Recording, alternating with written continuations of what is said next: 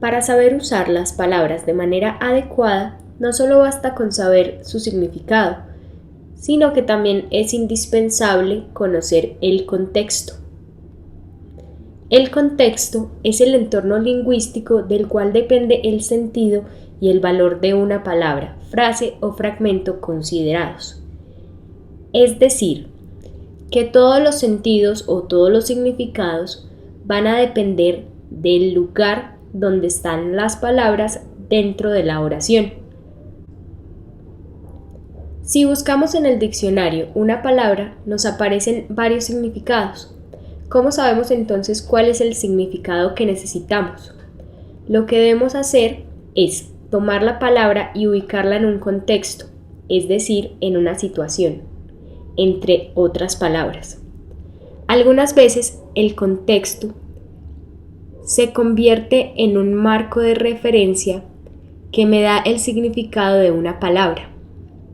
Entonces, yo puedo conocer el significado de una palabra solamente leyendo el texto en el que está, sin ni siquiera tener que buscarla en el diccionario, pero no siempre ocurre así. Dependiendo de los contextos, las palabras pueden adquirir muchas variantes en su significado. Veamos los ejemplos. Aunque fuera de 2 pisos, este edificio no tenía ventanas, solo la puerta de entrada, algo más abajo del nivel de la calle, y una fachada ciega de revoque descolorido. Vamos a suponer que desconocemos el significado de revoque. Si yo me ubico en el contexto, estamos hablando de un edificio de 2 pisos que no tiene ventanas, que tiene una puerta y que tiene una fachada descolorida, de revoque descolorido. Es decir, que yo puedo suponer que estamos hablando de la pared o que estamos hablando de lo que estamos viendo de la fachada. Y efectivamente el revoque es la capa o mezcla de cal y arena con la que se construyen los edificios.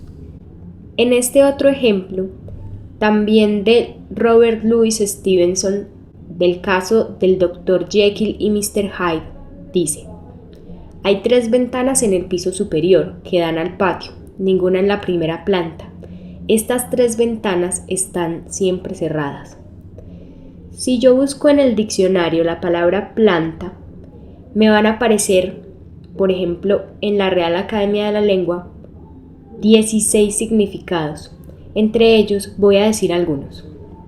Dice: planta inferior del pie, vegetal, árbol u hortaliza, diseño de fábrica, proyecto, cada uno de los pisos de un edificio, fábrica central de energía, planta que determina a los empleados de una oficina.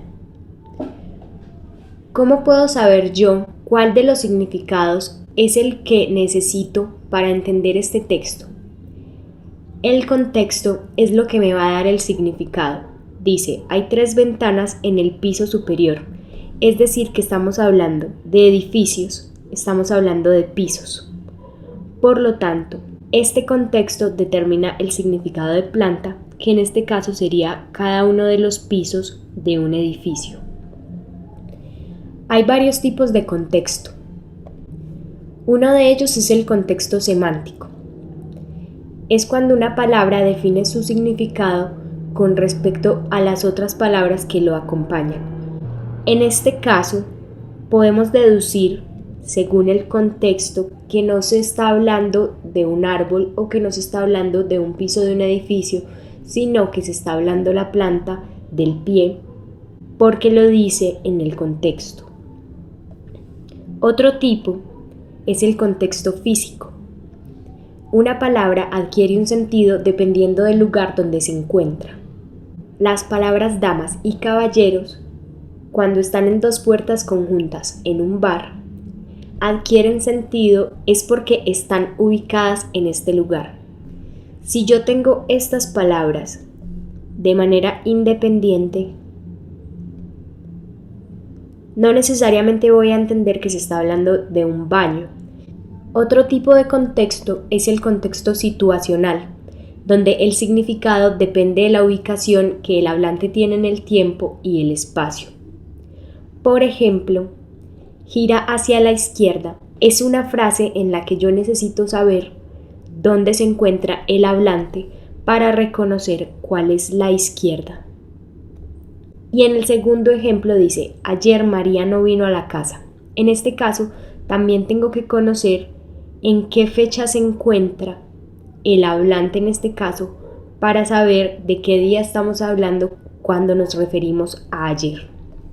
El contexto sociocultural es cuando los significados dependen de los condicionamientos culturales y sociales.